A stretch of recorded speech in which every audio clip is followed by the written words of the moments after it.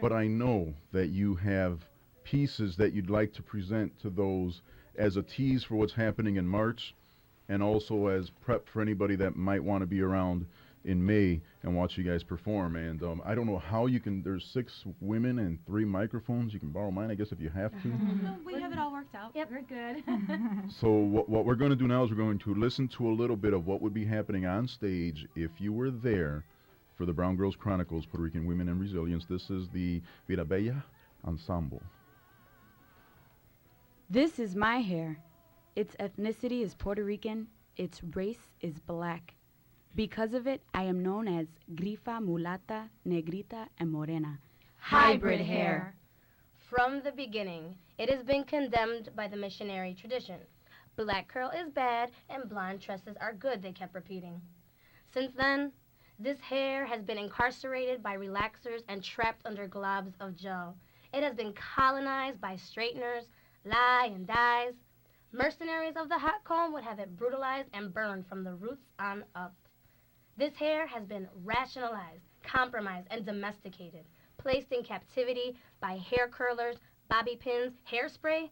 It has been apologized for by those of the lighter race for being curly, nappy, and kinky in spots. This hair has been part of cultural diversity programming while being assigned blame for my self-hate. It has been implicated for its African signature, revealing my social origin that is deemed suspect. And it has been blackmailed while having produced an abundance of manufacturing and corporate jobs. Millions of people are dependent on my hair as a commodity for economic stabilization because they are assured it will always grow back black and kinky. But my hair, degraded long enough, dismissed long enough, is an explicit feminist statement. My hair talks. And it is saying, I am your hair, and your curl is heroic and loyal in its ability to situate you in history. My hair says, I will represent you truthfully. I am your historical document better than a birth certificate. My hair says, I will not let this hair reproduce the hierarchies that embody colonial power. It declares, I will bend and curl in the direction of your future. And so I say, I pledge allegiance to my hair and to its body derived from Africa, and to the anti-colonial discourse for which it stands, And for hundreds of generations over time, to always make the curl visible in justice for all women. And fade the brown. Yeah. And this is something that you wrote how long ago? Well, the project itself is about 4 years old, and last summer I was looking at the data, the interviews, and there was so much. It was about body, women talking about their bodies, hair, religion, and so it took about 5 months to write. Sometimes in June, at 90 degrees outside, 5 o'clock in the afternoon, I was literally under the covers. It was such an exhausting process, but it was definitely worth it. Well, that was nicely done. Feedback encouraged. 773-777-1450, 773-777-1450. But we've only got about 10 minutes or so.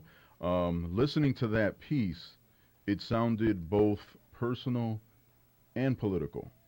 So is this intentional, or is it just the way it happened? That's pretty much the play itself. It's personal and political.